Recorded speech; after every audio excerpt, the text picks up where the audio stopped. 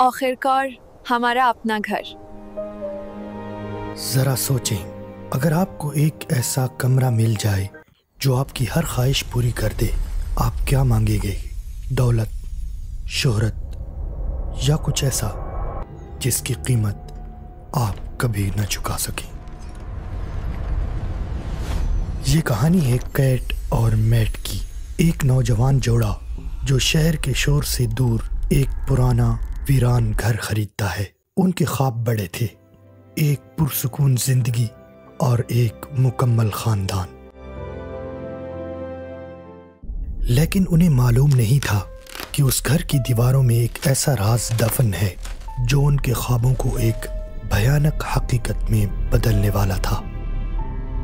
एक दिन घर की मुरम्मत के दौरान मैट को एक खुफिया दीवार मिलती है और उसके पीछे एक दरवाज़ा, एक ऐसा दरवाज़ा जो घर के नक्शे पर मौजूद ही नहीं था। कमरे के अंदर कुछ भी नहीं था सिवाय एक अजीबोगरीब मशीन और उलझी हुई तारों की। मायूसी के आलम में थका हारा मैट उस नए पुरअसरार कमरे में दाखिल होता है। उसकी जेब में पानी की एक बोतल थी जिसमें बमुश्किल चंद घूंट बचे थे। जमीन पर बैठकर उसने बाकी बचा हुआ पानी भी पी लिया। बोतल अब खाली थी। एक ठंडी आह भरते हुए उसके दिल में एक हल्की सी ख्वाहिश ने जन्म लिया, काश एक और बोतल पानी की मिल जाती। और ये सोच उसकी ज़हन में आई ही थी कि एक करिश्माती अंदाज में उस खाली कमरे की हवा में साफ पानी से भरी एक नई बोतल जाहिर हो गई। उस लम्हे मैट की आंखें हैरत से फटी रह गईं। उसे एहसास हुआ कि ये माज एक कमरा नहीं था, ये कोई आम जगह नहीं थी, ये एक जादुई ठिकाना था जो उसकी हर ख्वाहिश पूरी कर सकता था। पहले तो वो मायूस हुए, लेकिन फिर कैट ने मजाक में $100 मांग लिए।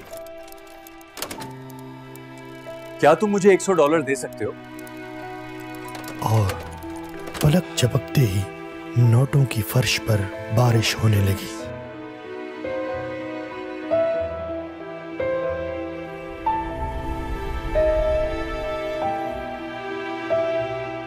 ये एक मजाक नहीं था।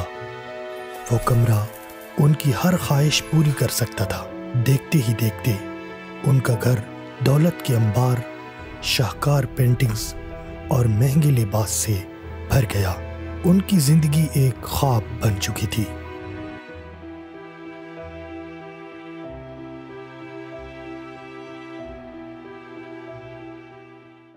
लेकिन वो ये भूल गए थे कि जिन कहानियों में जादुई कमरे होते हैं उनका अंजाम अक्सर खौफनाक होता है।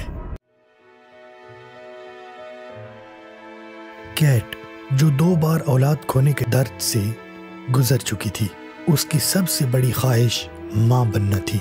डॉक्टरों ने उसे जवाब दे दिया था। एक रात उसने रोते हुए कमरे से वो चीज मांग ली जो दुनिया उसे नहीं दे सकी, एक बच्चा। मुझे बस एक बच्चा चाहिए।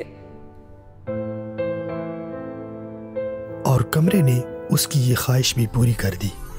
उनकी गोद में एक सेहतमंद मुस्कुराता हुआ बच्चा था। कैट, देखो मैं माँ बन गई हूँ। उन्होंने उसका नाम शीन रखा।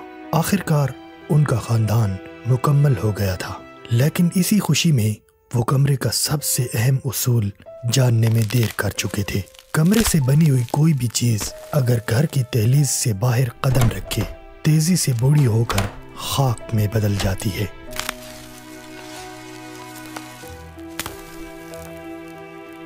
और ये असूल अब उनके बेटे शीन पर भी लागू होता था। वो अपने ही बेटे को उस घर में कैद रखने पर मजबूर थे। वक्त गुजरने लगा और उनका खौफ हकीकत बनने लगा। शीन आम बच्चों की तरह बड़ा नहीं हो रहा था, वो बहुत तेजी से बड़ा हो रहा था। हफ्तों में महीनों और महीनों में सालों का सफर तय कर रहा था। वो बच्चा अब बच्चा नहीं था, वो कमरे की एक तख्लीक था, एक नकली इंसान जो सिर्फ उस घर की दीवारों के अंदर जिंदा रह सकता था। اس کی آنکھوں میں معصومیت کی جگہ ایک عجیب سی وحشت تھی۔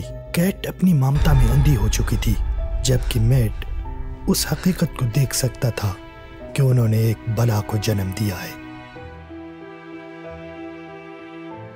گھر اب جنت نہیں، ایک جیتا جاگتا جہنم بن چکا تھا، جہاں ہر روز لڑائی اور خوف کا راج تھا۔ آخرکار شین کا اصل روپ سامنے آنے لگا۔ وہ اب ان کے کنٹرول سے باہر تھا۔ وہ ان کی ہر سوچ پڑھ سکتا تھا، ان کے خوف کو محسوس کر سکتا تھا اور انہی کے خلاف استعمال کر سکتا تھا۔ گھر کا مالک اب وہ تھا۔ انہوں نے اپنی سب سے بڑی خواہش کو اپنی سب سے بڑی غلطی میں بدل دیا تھا۔ قدرت کے قانون کو توڑنے کی سزا اب انہیں بھگتنی تھی۔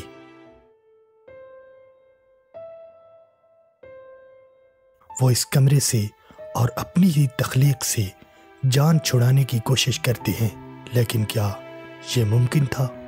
شین نے میٹ کو شکست دینے کے لیے کمرے کی سب سے خطرناک طاقت استعمال کی۔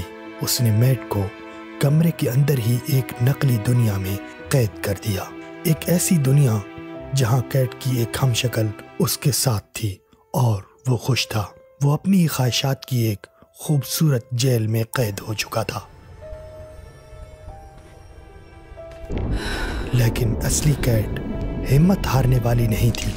وہ جانتی تھی کہ اس شیطانی کھیل کو کیسے ختم کرنا ہے۔ اس نے شین پر نہیں بلکہ اس جادو کے منبع پر حملہ کرنے کا فیصلہ کیا۔ اس نے گھر کی بنیادوں میں چھپی ہوئی وہ پرانی تاریں ڈھونڈ لیں جو اس کمرے کو زندگی بخش رہی تھی۔ ایک آخری فیصلہ کن وار، کیٹ نے کٹر اٹھایا اور پوری طاقت سے ان تاروں پر حملہ کر دیا۔ بجلی کٹتے ہی کمرے کی ساری طاقت ختم ہو گئی اور اس کی بنائی ہوئی ہر چیز بھی خاک میں بدلنے لگی۔ شین، وہ لڑکا جو ان کی سب سے بڑی خواہش تھا، ان کی آنکھوں کے سامنے چیختا ہوا دھول اور مٹی کے ذرات میں تحلیل ہو گیا۔ کمرے کی بنائی نقلی دنیا ختم ہو گئی اور میٹ آزاد ہو گیا۔ کمرہ اب پھر سے ایک خالی، بے جان اور گرد سے بھرا ہوا تھا۔